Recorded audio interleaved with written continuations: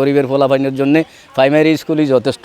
উপকূলীয় জেলা লক্ষ্মীপুরের সদর উপজেলার মেঘনা নদী বেষ্টিত চর রমণীমোহনের বুড়িরঘাট এলাকা। এখানকার শত শত কোমলমতি শিশু শিক্ষার্থী বর্তমানে বিদ্যালয় সংকটে শিক্ষার বাইরে রয়েছে।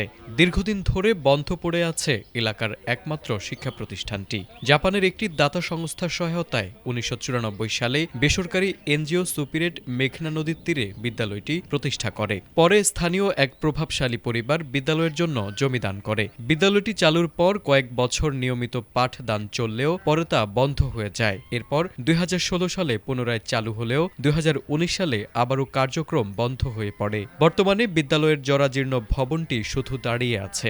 ভবনের মাঠ ও কক্ষগুলোতে এখন ধান, সোয়াবিন সহ বিভিন্ন কৃষিপণ্য রাখা হয়। প্রতিদিন এলাকার শিশু ও অভিভাবকরা বিদ্যালয়টির সামনে এসে অপেক্ষা করেন কবে আবার চালু হবে তাদের প্রিয় স্কুলটি। চর রমণীমোহন ইউনিয়নে আমাদের একটি কমিউনিটি লার্নিং সেন্টার ছিল।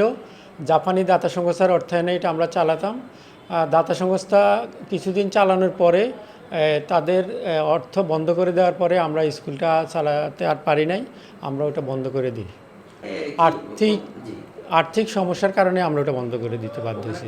ওখানে ওই যে গ্রামের দুস্থ ছেলেমেয়ে এবং ওই যে জেলেদের ছেলেমেয়ে, তারপরে কৃষক শ্রমিক যারা পড়াইতে পারতো না তাদের ছেলেমেয়েরাই ওখানে বিশেষ করে পড়তো আর কি। এটা সুপিরিয়রের আওতায় চলতো, জাপানি দাতা সংস্থার অর্থায়নে। দীর্ঘদিন অযত্নে থাকায় বিদ্যালয় ভবনটির অবস্থা এখন অত্যন্ত নাজুক। টিনশেড ও ইটের নির্মিত ভবনের অধিকাংশ অংশ ক্ষতিগ্রস্ত হয়েছে। স্থানীয়দের দাবি, সরকারি বা বেসরকারি সহায়তা ছাড়া বিদ্যালয়টি সংস্কার ও পুনরায় চালু করা সম্ভব নয়। স্কুলটা 94 সালে চালু দিছে বাসে সিরাজউদ্দিন সৌদি স্কুলের জমি দিচ্ছে 50 ডিসি। তারপরে স্কুলটা সুবিধাটালারা করছে, সুবিধা করার পরে 5 বছর 6 বছর সুবিধাটালারা চালানোর পরে স্কুলটা বন্ধ হয়ে গেছে। তারপর এখন পর্যন্ত বদ্ধ আছে। আমাদের এলাকা নদীভাঙ্গা এলাকা বাস্তোয়ারা, আমাদের এখানে একটা শিক্ষা প্রতিষ্ঠানের দরকার। আমাদের স্কুলটা যদি দ্রুতগতিতে হয় তাই গরিব মানুষের জন্য পড়ালেখা করার ফলাফলের সুযোগ হয়। 500 কিলোমিটারের ভিতরে আমাদের এলাকাতে কোনো প্রাইমারি স্কুল নাই, আর গরিবের পক্ষে সম্ভব না অন্য জায়গায় যায় পড়ালেখা করা। গরিবের ফলাফলের জন্য প্রাইমারি স্কুলই যথেষ্ট।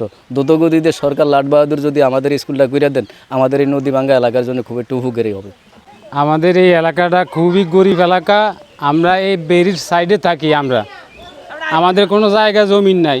এই স্কুলটা অনেক বছর আগে হয়েছে, 5-6 বছর চলার পরে স্কুলটা বন্ধ হয়ে গেছে। যাওয়ার পরে আমাদের এই এলাকার পোলাপাইনগুলা মনে করেন আর শিক্ষা করতে পারে না। আর আমাদের এলাকার থেকে অনেক দূরে প্রাইমারি স্কুল 4-5 মাইল দূরে, ওইখানে যা আমাদের পোলাপাইন পড়া সম্ভব না। এই জন্যে আমাদের পরে এই পোলাপাইনগুলা মূর্খ হয়ে যাইতেছে, নদীতে ক্ষেত খামারে কাজ করে আর নদীতে যায়। কোনো শিক্ষা হার এই জায়গায় নাই। যদি একটা প্রাইমারি স্কুল করে দেয় আমাদেরকে এই জায়গায়, তাহলে ইনশাল্লাহ আমাকে এই পোলাপাইনগুলো একটু মানুষ হবে। আসলে আমাদের এলাকাটা অত্যন্ত দরিদ্র এলাকা। এখান থেকে প্রায় 4 কিলোমিটার দক্ষিণে এবং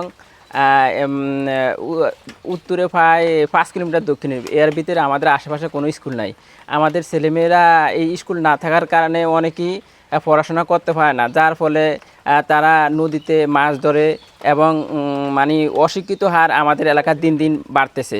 তাই আমাদের এখানে যদি একটা স্কুল হয় তাহলে আমাদের মানুষ অনেক উপকৃত হবে। আমরা চাচ্ছি যে আমাদের এই স্কুলটা, এটা একটা সরকারি জমি এবং এই স্কুলটা এক সময় ছিল। এখন এই স্কুল থেকে অনেক পোলাপাইন পড়ালেখা করে অনেকে মানুষও হয়েছে এবং ভালো ভালো জায়গাতে গেছিলো, কিন্তু দুর্ভাগ্যক্রমে এই স্কুলটা বদ্ধ হয়ে যাওয়ার কারণে আমরা অনেক পিছিয়ে গেছি শিক্ষার দিক থেকে। তাই এই স্কুলটা যদি হয় তাহলে আমাদের এলাকার মানুষের জন্য অনেক উপকার হবে। এখানে স্কুলটা হওয়ার পরে যেখানে যারা জমিটা দান করছিল, আপনার 50% জমিন দান করার পরে এখানে স্কুলটা চালু হওয়ার পরে কিছুদিন চলার পরে বন্ধ হয়ে যায়। এখন স্কুলের জমিটা আছে, প্রশাসন চাইলে এই স্কুলটা আবারও চালু করতে পারে। আমি প্রশাসনের কাছে দৃষ্টি আকর্ষণ করছি স্কুলটা যেন আবারও চালু করে আমাদের এলাকার পোলাপান যেন পড়তে পারে। আমাদের এলাকার শিক্ষার হার অনেক কম এই স্কুলের কারণে, কারণ স্কুল অনেক দূরে, রাস্তাঘাটের অবস্থা অতটা ভালো না, দূরে যা পড়তে পারে না। এই স্কুলটা থাকার জন্য আমরা এই স্কুলটা না দেখে আমরা পড়তে পারি না। আমরা বেকার বলে এখন নদীতে মাছ ধরি। আমরা এই স্কুলটা চালু হোক, আমরা এটাই চাই। অভিভাবকদের অভিযোগ, নিকটবর্তী বিদ্যালয় 5 থেকে 6 কিলোমিটার দূরে হওয়ায় নিম্ন আয়ের পরিবারগুলোর পক্ষে সন্তানদের নিয়মিত স্কুলে পাঠানো সম্ভব হচ্ছে না। তাই নদীপাড়ের শিশুদের শিক্ষার কথা বিবেচনা করে দ্রুত বিদ্যালয়টি পুনরায় চালুর